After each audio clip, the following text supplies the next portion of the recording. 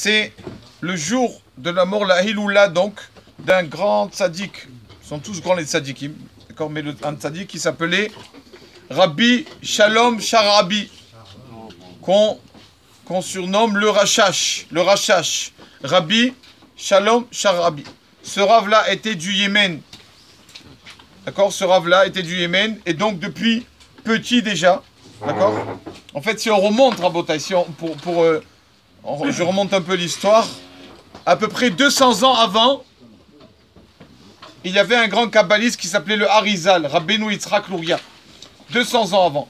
Et le Harizal, avant de décéder, le Rav Harizal, avant de décéder, il a dit à ses élèves, ne vous inquiétez pas, je vais revenir. Comme ça a dit le Rav Harizal à ses élèves. Ne inquiétez pas, je vais revenir. Le Harizal, comment s'appelait-il? Yitzhak ben Shlomo. Yud bet Shin. Yitzhak ben Shlomo. Et le Harizal, en fait, l'âme du Harizal est revenue dans le corps d'un autre Rav qui est venu à peu près 200 ans après, qui est le Rabbi Shalom Sharabi, qui s'appelle Shalom ben Yitzhak. D'accord? On a dit plusieurs fois, tous nos grands rabbanim, leur âme était capturée, les anges ne voulaient pas la délivrer. Et Moshe Rabbeinu a fait descendre ses anges. Shevi, les âmes étaient capturées. Shevi, c'est Shin Bet Yud, Shimon Bar Yochai, Shlomo ben Yitzhak, Israël Baal Shem Tov, etc., etc. Donc ce Rav le Rachash, c'est pour ça que quand son âme était tellement de haut niveau, que depuis petit, c'était un enfant qui se conduisait comme un adulte. Comme s'il avait déjà 40-50 ans. Il faisait des choses que même nous, maintenant, adultes, on ne le fait pas. Par exemple, Tikkun Chatzot. Il se levait la nuit pour pleurer, comme font les justes chez eux à la maison, pleurer pour le temple. Pleurer parce qu'on n'a pas le 3e temple encore. Il faisait beaucoup de choses. Il a décidé un jour de partir en Israël. Et en chemin, avant de sortir du Yémen, on l'a fait rentrer dans le palais royal. Et il s'avère que au palais royal, il y avait une femme qui l'a trouvé beau. Elle voulait faire la faute avec lui. Et lui, qu'est-ce qu'il a fait? Il a pris, il dit Hachem, moi je ne veux pas faire la faute. Aide-moi à me sauver. Aide-moi à me sauver de ce palais-là. Qu'est-ce qu'il a fait? L'enfant, 17 ans, il a sauté Rabotai du 3e étage pour se sauver de la faute. Il y en a qui grimpent 3 étages pour faire la faute.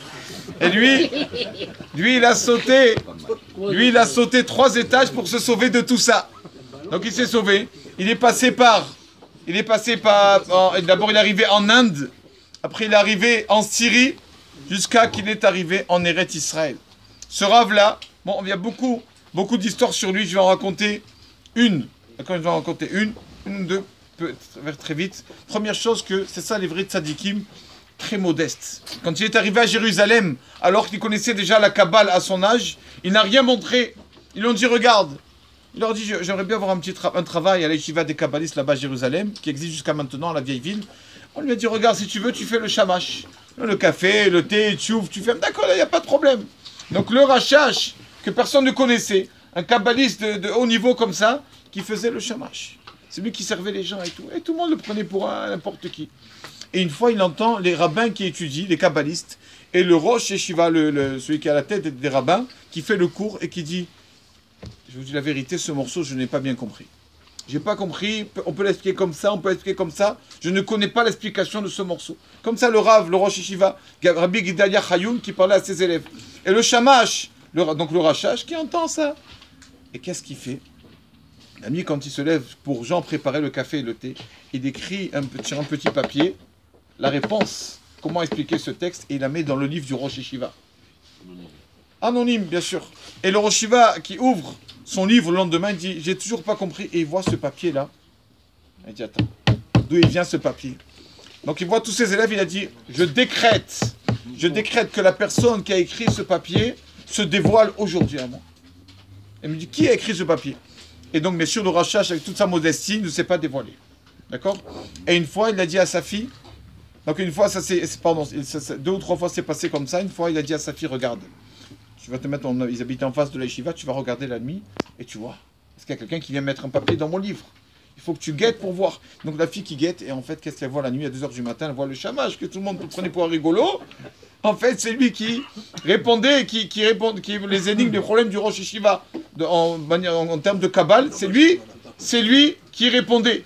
Et donc, quand il a fait ça, bon, bien sûr, après, il lui a demandé de se marier avec sa fille. Il s'est marié avec sa fille. Donc, il était marié, le Rachash, avec la fille du Rosh Yeshiva. Donc, plusieurs années après, une fois, regardez la force du Rachash. Il était, donc, après, quand son beau-père est décédé, c'est lui qui a pris la place, le Rachash. C'était le Rosh Yeshiva Tamekubalim, le numéro 1 des kabbalistes. Et un jour, la femme, la mécharetette, la servante, entre guillemets, là, qui était là-bas à la Yeshiva, elle lui amène, elle rentre là-bas, elle lui amène 2 verres de thé. Alors le Rachash, il lui a dit, pourquoi tu m'amènes 2 verres de thé? Je suis seul. Il lui a dit, excusez-moi, Rav, j'ai vu à côté de vous quelqu'un habillé tout en blanc, avec une belle barbe, son visage qui était illuminé. Donc c'est pour ça que je vous ai amené ça. Il lui a dit, quoi, tu l'as vu?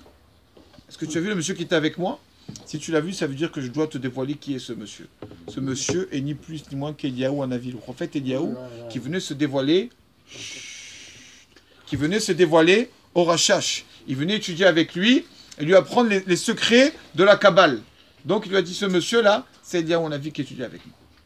Alors il lui a dit, écoute, je t'interdis de dévoiler ça à personne. Je t'interdis de dévoiler ça. Il lui a dit, d'accord, il n'y a pas de problème.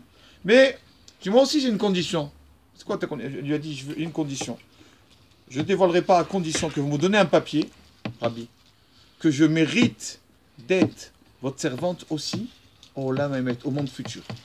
De même que je suis votre servante ici, je vous fais le café, le thé, je mérite de faire cette mitzvah, je veux le faire aussi dans le Olam Haba, le monde supérieur. Si vous me donnez un papier, il n'y a pas de problème, je me tais. Si vous ne me donnez pas le papier, je dirai à tout le monde que vous étudiez Eliaou Hanavi, alors que vous ne voulez pas que ça se sache. Donc il a fait le papier. Il a fait le papier. Bon, finalement, sa femme à lui est morte. Donc il a épousé cette femme-là, cette servante. Et quand elle est morte, on va pour lever son tombeau à cette femme. Et personne n'arrive à lever. On n'arrive pas. Il se met 3 à 4 hommes. 4 hommes, ils n'arrivent pas à lever le tombeau. Alors ils viennent chez le Rav. Rabbi, il y a un problème avec, le tombeau de votre femme. Est-ce que c'est nous, Rabbi? Il y a un problème, il leur a dit. Ouais, sûrement c'est à cause du papier. Cherchez bien à la maison, il y a un papier que j'ai écrit, que je lui ai promis qu'elle me servira aussi au Olam Haba. Et c'est peut-être à cause de ça.